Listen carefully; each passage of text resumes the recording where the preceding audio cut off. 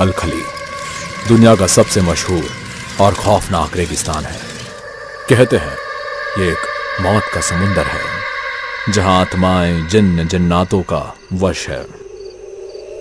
इसके अलावा कुछ ऐसे राज दफन है यहाँ जो कभी रोशनी में दिखाई नहीं देते। सदियों पहले एक बड़ा कबीला यहाँ बसा हुआ था जहां अब सिर्फ गिने चुने घर ही बचे हैं।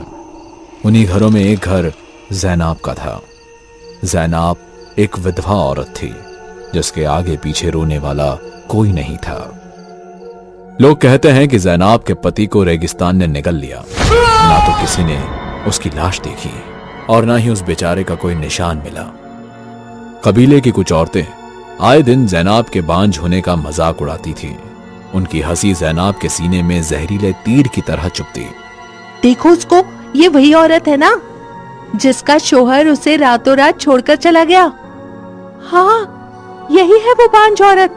मुझे तो लगता है जरूर इसी में कुछ कमी होगी। उनकी सारी बातें सुनकर ज़ैनाब को गुस्सा आ जाता है। चुप हो जाओ, तुम लोग कुछ नहीं जानते। मेरे पति ने मुझे नहीं छोड़ा।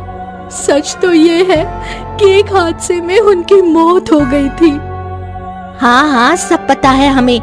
तू उसे बच्चा नहीं दे पाई, इसलिए वो गुस्से में रेगिस्तान की ओर निकल गया और फिर कभी वापस नहीं लौटा।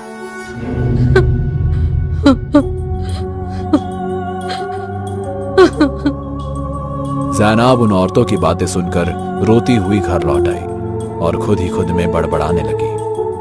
ऐ ऊपर वाले, मुझे बस एक बार माँ बनने का मौका दे दे। मैं अपनी जान भी तुझे दे दूंगी। हर रोज इन लोगों के ताने खंजर की तरह मेरे सीने में चुभते हैं।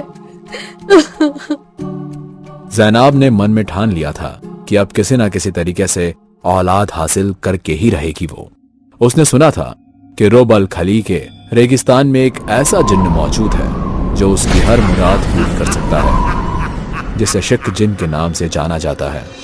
रात होते ही ज़ैनाब मुंह पर नकाब लिए रोब अल खली के रेगिस्तान की ओर निकल पड़ती है और एक सुनसान जगह पर रुककर शिक जिन को याद करने लगती है। ऐ जिन, मैं अपने आप को तुझे सौंपती हूँ। बस मेरी एक मुराद पूरी कर दे। मुझे एक बच्चा दे दे। ज़ैनाब काफी देर तक वहां बैठी रही लेकिन कोई फायदा नहीं हुआ। उसने एक आखिरी बार ऊंची आवाज में जिन को याद किया। मेरा इम्तिहान ना ले, मैं मजबूर और दुखों की मारी हूँ।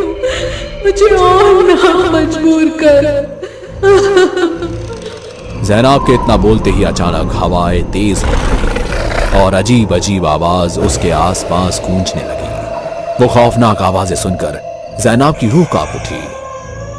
ज़ैनाब को लगा ये कोई और बलाएं हैं जो उसके पुकारने पर वहां आ चुकी है। उसने वहां से भागने की कोशिश की, तभी एक आवाज ने उसके कानों में दस्तक दी। रुक जाओ ज़ैनाब, बोल क्यों बुलाया है मुझे? ज़ैनाब घबराहट से वहां थम गई, जैसे उसके पैर रेत में धंस गए हो। ज़ैनाब ने धीरे से पीछे मुड़कर देखा तो एक खौफनाक जिन्न उसके सामने खड़ा था। उसकी एक आंख थी जो खून जैसी लाल सुर्ख थी। ज़ैनाब ने जैसा सुना था यकीनन ये शिक जिन ही था जिसका आधा शरीर इंसानी और आधा रेत से बना हुआ था। गुस्ताखी माफ है जिन, मैं जानती हूँ कि तू ही वो जिन है जो बांझ औरतों की मदद करता है। मैं एक बांझ औरत हूँ और मुझे तेरी मदद से एक बच्चा चाहिए। मैं तेरा एहसान कभी नहीं भूलूंगी। मैं तेरी हिम्मत की दाद देता हूँ जो तू बिना डरे यहाँ तक पहुंच गई। तेरे पति ने भी यही कहा था। सौदा करने आया था लेकिन फिर रेत ने उसे हमेशा के लिए निगल लिया। अब तू बता ज़ैनाब, क्या तुझे लगता है कि तू उससे ज्यादा हिम्मत वाली है? मैं औलाद का सुख पाने के लिए कुछ भी कर सकती हूँ। एक बार फिर सोच ले, अगर कुछ अनहोनी हो गई तो बाद में मुझे दोष ना देना। मुझे मंजूर है। उस रात ज़ैनाब ने शिक जिन के साथ एक ऐसा सौदा किया जहां इंसानियत पूरी तरह खत्म हो जाती है। उस रात के बाद ज़ैनाब चुपचाप सी रहने लगी। ना तो कबीले वालों से बात करती और ना ही किसी से आंख मिलाती। सारा दिन वो अपनी झोपड़ी के अंदर ही रहती थी। धीरे धीरे उसके चेहरे का रंग बदलने लगा। एक भयानक सन्नाटा उसके चेहरे पर छाया रहता। फिर कुछ ही महीनों बाद लोगों ने उसके बदलते स्वभाव को देखा और अंदाजा लगाया कि जैनाब किसी के बच्चे की मां बनने वाली है। मगर किसी को नहीं पता था कि जैनाब किसके बच्चे की मां बनने वाली है। अब वो ज्यादातर वक्त अपने घर के अंदर ही बिताती ताकि किसी को उसके बारे में पता ना चले। रात के सन्नाटे में अक्सर जैनाब को अपनी परछाई एक अजीब से आकार में दिखाई देती। घबराहट से जब जैनाब आंख बंद करती तो उसके जहन में उसी का एक भयानक रूप नजर आता। डर के मारे उसे पूरी पूरी रात जागते हुए बितानी पड़ती। इसी तरह जैसे तैसे 6 महीने बीत गए। जैनाब का पेट अब इतना ज्यादा बड़ा हो चुका था कि वो ठीक से बैठ भी नहीं सकती थी। जैनाब सोच में पड़ जाती है। आमतौर पर किसी भी औरत का इतना बड़ा पेट नहीं होता, फिर उसके साथ ऐसा क्यों हो रहा है? वो ये सब बातें सोच ही रही थी कि तभी दरवाजे पर एक दस्तक होती है। जैनाब ने हिम्मत जुटाकर दरवाजा खोला तो अपने सामने एक बूढ़ी औरत को खड़ा पाया, जिसकी आंखों की पुतलियां भूरे रंग की थी। आप कौन? घबराओ मत मेरी बेटी, मैं तुम्हारी मदद करने के लिए यहाँ आई हूँ। मैं एक दाई हूँ, पर मैंने तो किसी को नहीं बुलाया। तुमने नहीं, पर तुम्हारे पेट ने बुलाया। वो मुझे डराता है। मैं ये अच्छी तरह जानती हूँ कि तुम्हारे अंदर जो औलाद पल रही है वो इस दुनिया की नहीं है। अगर इसे वक्त पे रोका ना गया तो वो तुमसे तुम्हारा वजूद छीन लेगा। दाई ने जैसे ही जैनाब के पेट पर हाथ रखा, उसकी सफेद आंखें चमक उठी। वो कुछ देख रही थी जो किसी आम इंसान की आंखों से कभी देखा नहीं जा सकता था। उसने देखा कि जैनाब के पेट में जो बच्चा पल रहा है, उसके शरीर में एक हाथ, एक पैर और एक ही आंख नजर आ रही थी। मेरी बेटी, ये कोई आम बच्चा नहीं, ये एक नस नस जिन है। तूने शिक से सौदा करके अच्छा नहीं किया। उस शैतान ने तुझे धोखा दिया है। नहीं, ये सिर्फ मेरा बच्चा है। मैं इसे कुछ नहीं होने दूंगी। ये नस नस है, ये उस शिक का वारिस है। अगर ये इस दुनिया में आया तो कई लोगों को अपनी जान से हाथ धोना पड़ेगा। इससे पहले कि ये इस दुनिया में आए, इसे मार दे जैनब, इसे मार दे। मैं इसे नहीं मारूंगी, चाहे तुम इसे जिन बोलो या शैतान। ये मेरा बेटा है, मुझे फर्क नहीं पड़ता वो किस दुनिया से आया है। पागल मत बन जैनब, ये बच्चा नहीं बल्कि एक शैतान है। अगर ये बच्चा जिंदा रहा तो पूरे कबीले को कच्चा चबा जाएगा और सबसे पहले तुझे मार कर खाएगा।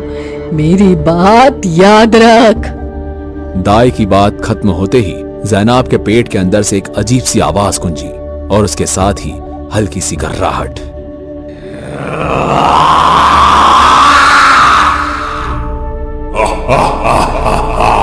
तू मुझे मारने की बात कर रही है, लेकिन उससे पहले मैं तुम सबको खा जाऊंगा।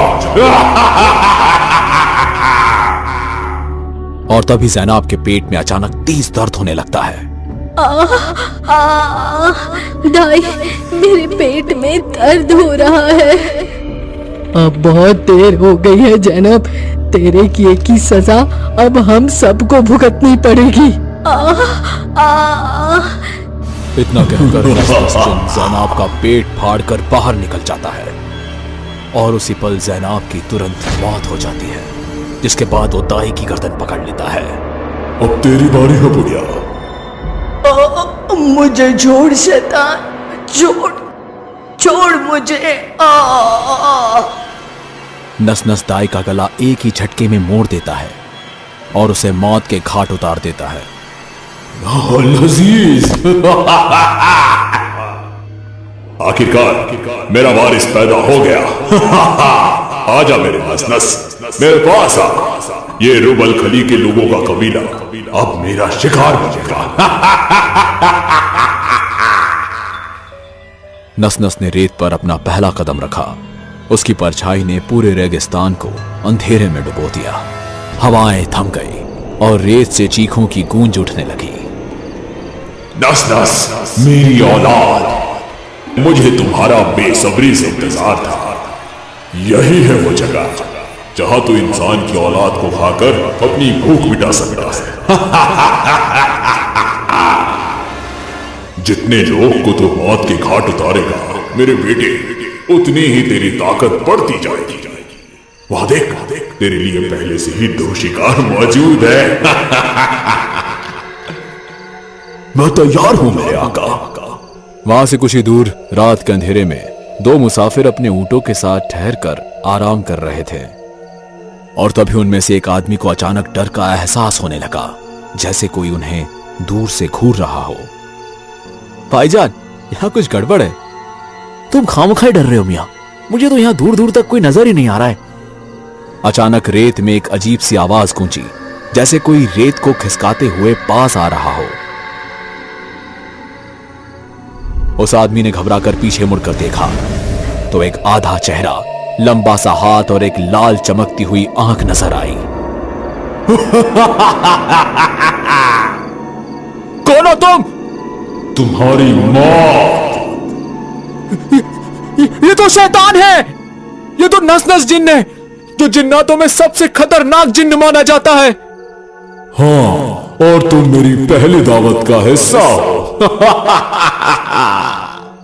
नस नस का एक हाथ बिजली की तरह उस आदमी के गले पर गया और उसकी खाल धीरे धीरे धुएं में गायब होने लगी। दूसरा आदमी चीखता हुआ भागने की कोशिश करता है, लेकिन भागते भागते उसके पैर रेत ने पकड़ लिए और उसे अपने भीतर खींच लिया। मुझे छोड़ दो, मुझे छोड़ दो, मुझे छोड़ दो, मैं मर जाऊंगा।